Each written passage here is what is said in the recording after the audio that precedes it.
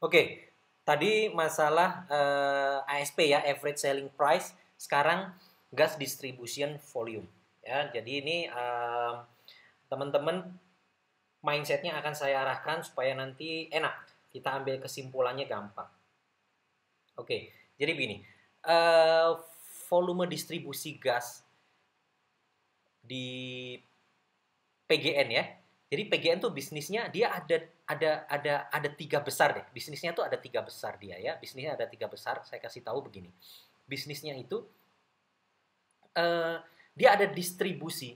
Judulnya ya apa istilah yang dipakai oleh PGN tuh distribusi gas. Supaya teman-teman nggak rancu nih. Supaya teman-teman mengerti. Ada distribusi gas, ada transmisi gas, ada penjualan minyak bumi gas dan minyak bumi. Ada tiga nih, beda-beda ya. Gas distribusi itu sebenarnya penjualan gas aja.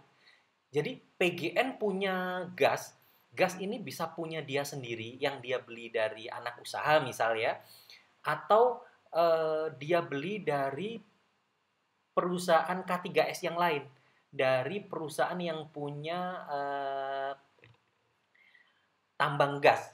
Dia beli, kemudian dia jual lagi, itu namanya distribusi gas. Jadi bukan hanya sekedar mendistribusikan, enggak. Ini memang dia jualan gas, tapi istilah dia tuh distribusi gitu loh.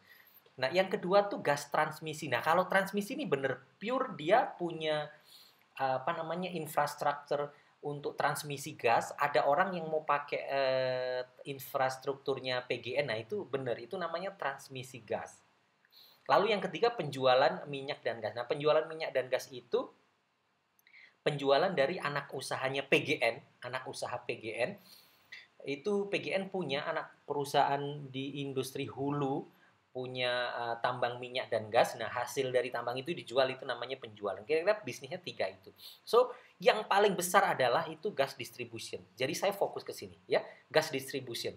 Lihat 2018 dan 2019 ya, analisa saya mulai dari 2019 dulu. 2020 nanti juga kita lihat, tapi 2020 itu kan ada COVID-19 ya. Jadi kita nggak clear. Kita menganalisanya kita lebih enak 2019 apa sebenarnya yang terjadi. Kira-kira begitu. Ya. Dalam kondisi normal ya sepanjang tahun PGN menyalurkan sebesar 3.036 BBTUD ya. Oke, volume distribusi yang cat yang sebelah kiri itu kan baru September.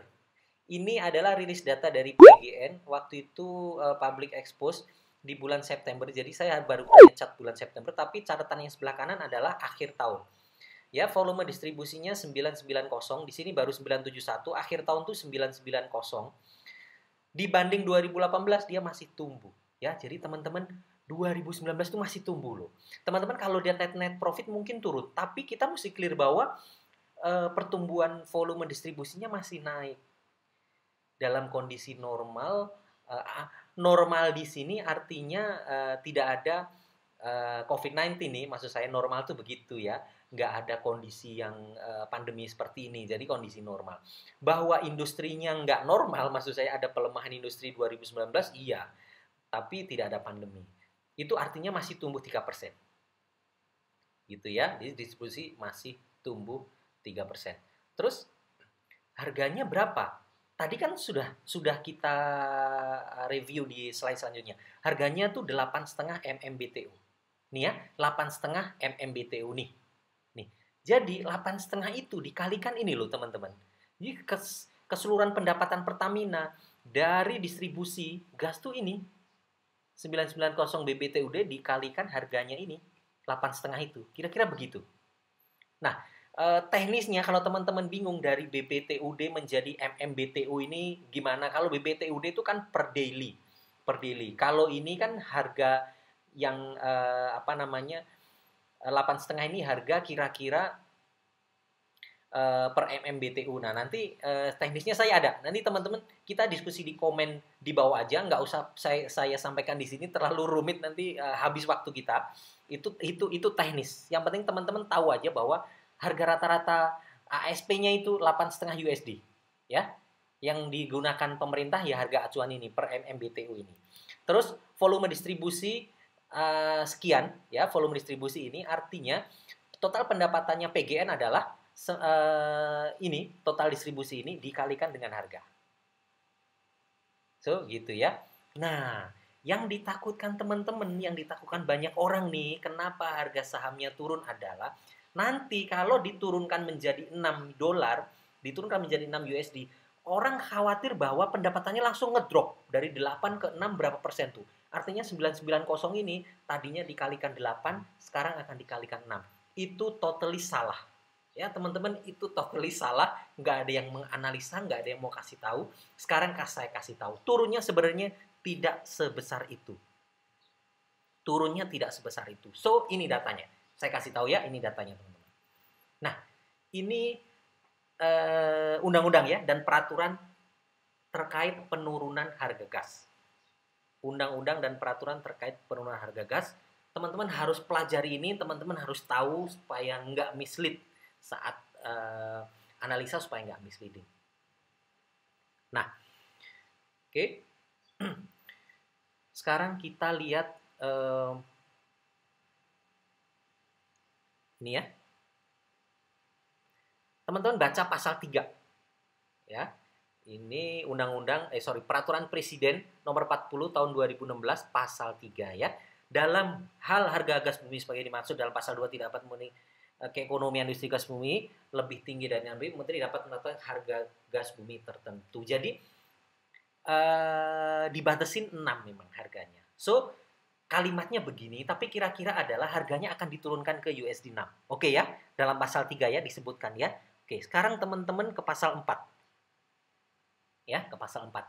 Penetapan harga bumi tertentu sebagai dimaksud dalam pasal 3, artinya yang mau diturunkan ke 6 dolar itu adalah diperuntukkan bagi pengguna. So, tidak semua konsumennya PGN akan diturunkan. Gitu ya. Tidak semua konsumen PGN harga gas akan diturunkan. Yang diturunkan hanya untuk industri tertentu. Mana industrinya? Nih, dalam pasal 4. Industri pupuk, petrokimia, industri oleochemical, industri baja, keramik, kaca, dan sarung tangan karet. Hanya ini saja. Yang lain enggak. Tuh. Jadi kalau teman-teman berpikiran distribusi gas ini dari 8 akan langsung turun menjadi 6, totally salah. Ya, totally salah. Teman-teman sekarang benar-benar bisa menjadi investor yang cerdas. Yang turun hanya 7 ini. Oke. Lalu pertanyaannya, Mas AS, kalau 7 ini berapa nilainya? Kira-kira berapa nilainya? Oke ya. Nilainya coba kita cek lagi ya. Ini dia. Industrial gas consumer. Ini adalah industri-industri yang jadi konsumennya PGN. Kira-kira begitu ya. Saya kasih 5 biggest segment. Jadi ada 5 segmen paling besar konsumennya PGN. Itu mulai dari power plant 39%. Chemical 13%, food 8%, keramik 8%, dan yang lainnya 6%. Kemudian di atasnya adalah fabricated metal, pengeboran, glass, ini kaca ya, paper, kertas, basic metal, segala macam. So, yang paling besar adalah chemical, power plant, dan makanan. Ya, sekarang kita bandingkan lagi. Makanan nggak ada. Ya, makanan nggak ada. Oke. Power plant nggak ada juga, ya. Power plant nggak ada juga. Oke, apalagi sekarang chemical, ya. Chemical ini mungkin petrokimia. Saya nggak tahu, tapi gini, saya detailnya nggak tahu nih chemical ini apa. Anggaplah di sini ada petrokimia, tapi tidak semua chemical pasti isinya petrokimia loh. Ada kimia-kimia industri yang itu bukan petrokimia. Nah, jadi 13% chemical nih isinya belum tentu petrokimia. Mungkin petrokimia 5% di situ. Atau let's say separuhnya lah. Let's say misal 7%. Ya, makanan nggak ada. Keramik, oke, keramik ada disebutkan di sini. Kalau keramik eksplisit ya, keramik ada 8, sekian. Nah, other-nya 6,41 apa nih? Gitu ya. Industri baja ada, fabricated metal tuh ada.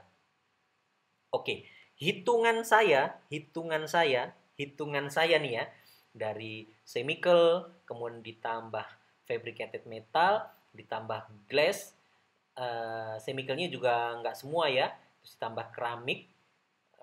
Dari keseluruhan bauran konsumennya PGN, menurut saya paling besar 35% lah.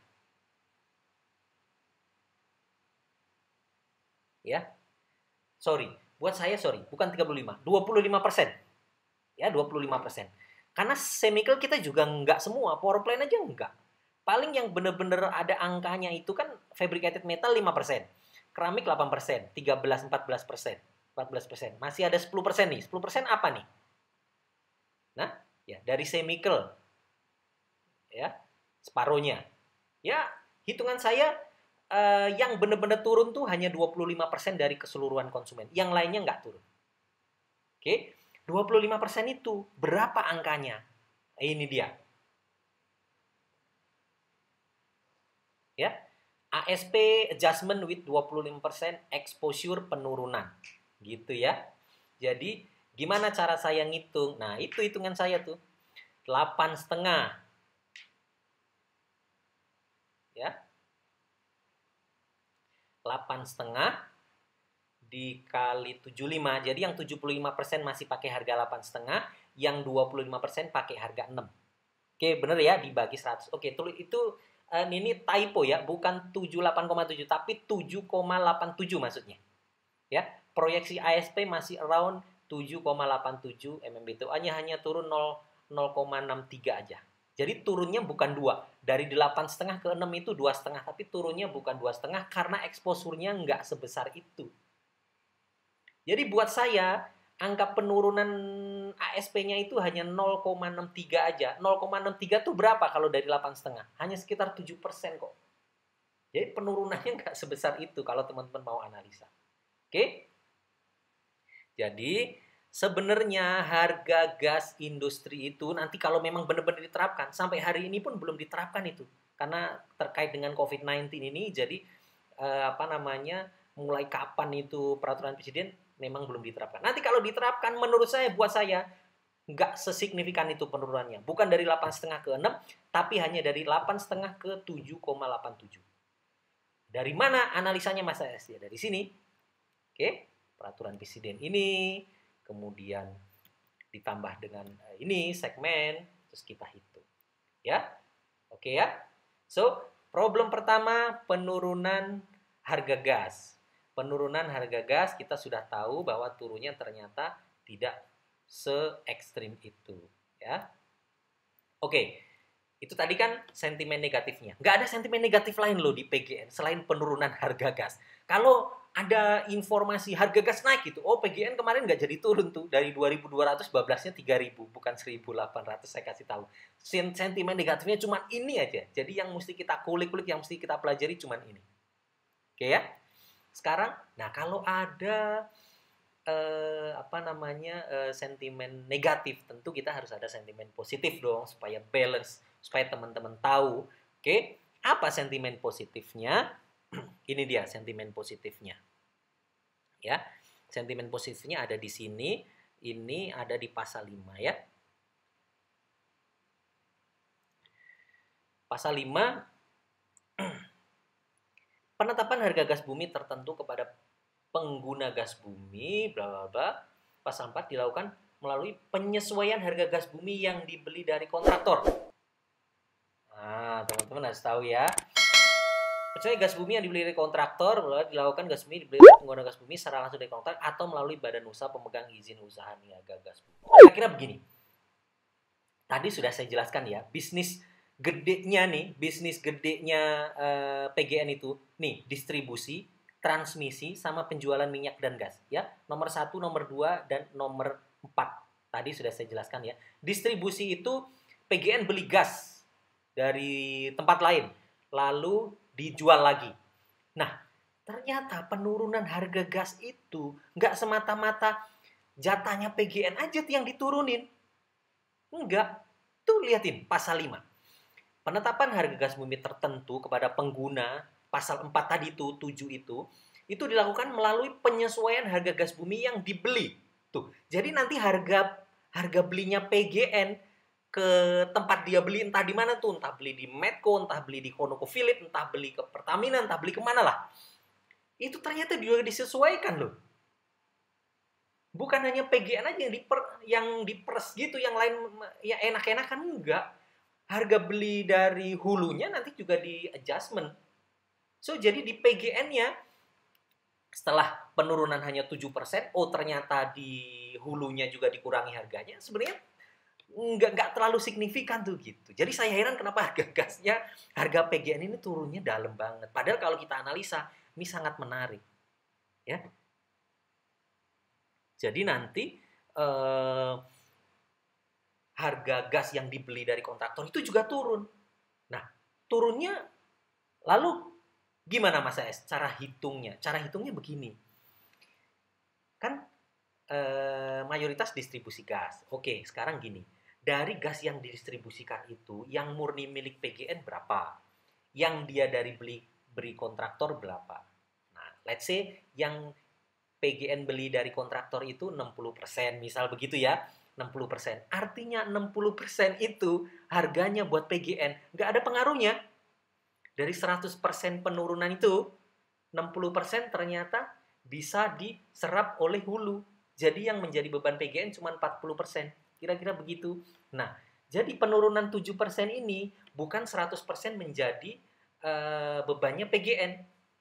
Gitu. Jadi ini dari 7% ini, angka 7% ini di dalamnya itu ternyata 60%-nya akan diserap oleh hulu. So, jadi berapa dong? 6 kalau kali 7, 4 ya. 6 kali 7 dari 7% dari 7% itu 60%-nya adalah diserap oleh hulu. Jadi 6 kali 7 42. Berarti 4,2% dari 7% ini 4,2% menjadi tanggungan hulu. Sisanya nggak sampai 3%. So jadi kenaikan harga itu pengaruhnya cuma 3% aja teman-teman. Tenang aja, cuma 3%. Hitungan saya kira-kira seperti itu. Oke? Oke ya. Nah, ini sentimen positif. Nah, ini sangat-sangat menarik. Makanya teman-teman harus tahu bahwa penurunan harga gas itu nggak semengerikan itu buat PGN. Saya sudah hitung ini dan saya sudah lihat juga LK-nya dan memang benar pengaruhnya tidak sebesar itu. Kerugian PGN itu dari hal-hal lain. Nanti kita bahas. Ya, nah buat teman-teman yang ada pertanyaan dari hal-hal yang saya sampaikan tadi ya, jika teman-teman ada pertanyaan, silahkan sampaikan di komen. Nanti akan saya jawab, akan saya jelaskan di komen. Oke? Oke, jadi teman-teman tadi sudah kita jelaskan ya, jadi teman-teman sekarang tahu mindsetnya terbuka bahwa penurunan harga gas itu tidak sesignifikan itu ternyata, tidak se ekstrim itu, tidak semenakutkan itu. Gitu. Bahwa pertama, yang diturunkan hanya 7 segmen bisnis. Nah, 7 segmen bisnis itu ternyata kalau dari angka-angka tadi hanya 25%. Itu pertama. Yang kedua adalah ada adjustment di sisi hulu juga. Sisi hulu tuh mana? Sisi hulu tuh sisi yang punya tambang minyak dan gas ini. Yang punya itu kan pemerintah sebenarnya, ada kontraktornya. Oke, saya mau tambahkan ya. Saya mau tambahkan, mumpung saya ingat ini. Pada tanggal pada tahun 2020 ya, awal 2020, tanggal 6 Januari. Nah, tanggal 6 Januari ada ratas kabinet ya, rapat terbatas kabinet dipimpin oleh Bapak Presiden Pak Jokowi. Temanya ketersediaan gas bumi dan industri. Gas bumi untuk industri termasuk harganya. Di sana ada 3 keputusan penting. Ya, ada 3 keputusan penting yang diambil arahan dari Pak Jokowi. Pertama adalah terdapat bagian pemerintah sebesar 2,2 USD per MMBTU dari kegiatan usaha hulu. Jadi dari kegiatan usaha hulu gas itu, pemerintah tuh dapat 2,2 MMBTU ya per MMBTU, 2,2 USD. Itu ternyata bisa dikurangi atau bisa dihilangkan malah. Pak Jokowi bilang begitu. Jadi PGN aman. Kalau dia mau turunkan harga, yang di hulu bisa diturunkan. Kontraktornya protes dong. Kontraktornya nggak protes. Ini kan yang diturunkan kan harga beli dari kontraktor. Kontraktornya protes dong Pak. Nggak protes. Lah kok bisa nggak protes? Lah kontraktornya tinggal potong aja. bagian pemerintah, beres kan? So sebenarnya harga gas industri PGN diturunkan itu nanti ujungnya jatahnya pemerintah yang dikurangi. Itu dia. Itu yang pertama. Yang kedua itu domestic market obligation. Jadi PGN nanti ada jatah ke lokal yang harus dijual lokal, selain dijual ekspor sekian, itu nggak terlalu signifikan ya. Yang ketiga adalah adanya impor gas bumi kalau ketersediaannya tidak mencukupi. Ya itu yang kedua dan ketiga normal-normal aja, itu polisi pemerintah nggak jadi soal. Yang paling bagus yang teman-teman harus di highlight adalah yang pertama tadi, ya, dari hasil ratas tanggal 6 Januari itu ternyata Pak Jokowi bilang jatahnya pemerintah USD 2,2 per MMBTU itu bisa dikurangi loh, bahkan gila. So jadi penurunan harga gas itu buat PGN seperti apa? Aman, saya bilang aman. Oke, sekarang kalau aman gimana dong? Kalau aman gimana dong? Oke, kalau aman gimana ya? Kita lihat ya. Ini dia. COVID-19 beres. Sentimen harga gas aman, nggak ada. Ya harganya PGN ke 2.200 dong. Atau ke sini harusnya 2.400. Sekarang 1.100 ke 2.400. Udah berapa tuh? Kan enak kan? Jadi begini cara analisanya supaya teman-teman tahu nih turunnya kenapa, ini kenapa. Ini nanti COVID-19 beres, harga gas settle, sudah ngerti semua. Harga Pegas kemana? Langsung ke 2.400 men. Wah, kan enak kan? Kira-kira begitu.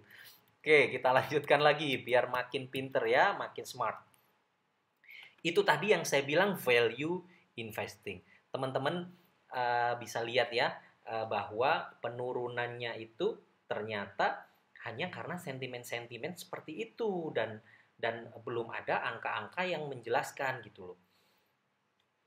Hari ini menggunakan laporan keuangan kuartal 1 2020,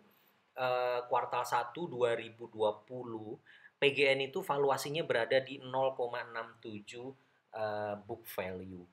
0,67, setengah loh book value-nya PGN, perusahaan trader gas yang monopoli semua distribusi gas di Indonesia. Negara sebesar ini, negara dengan jumlah penduduk yang nomor 4 terbesar ya, setelah Cina, India, Amerika, baru Indonesia, dengan outlook pertumbuhan di mana nanti Indonesia menjadi negara 5 besar GDP-nya beberapa tahun mendatang. Itu supplier gasnya siapa? Ya PGN, nggak ada yang lain. Sekarang dijual hanya setengah dari harga buku. Mestinya dijualnya 2 kali harga buku prospek bisnis seperti ini. Lah kok di setengah? Inilah value investing yang mesti teman-teman tangkap. Makanya tadi saya bilang ini hybrid, ini value dulu, value investingnya ada nih sekarang nih. Dijual murah, PE-nya juga baru 9 kali. Dan teman-teman mesti tahu harga ini harga yang ya jarang sekali bisa kita dapatkan lagi nanti. Memang kemarin sudah sempat di bawah, tapi nggak masalah karena pertumbuhannya kita masih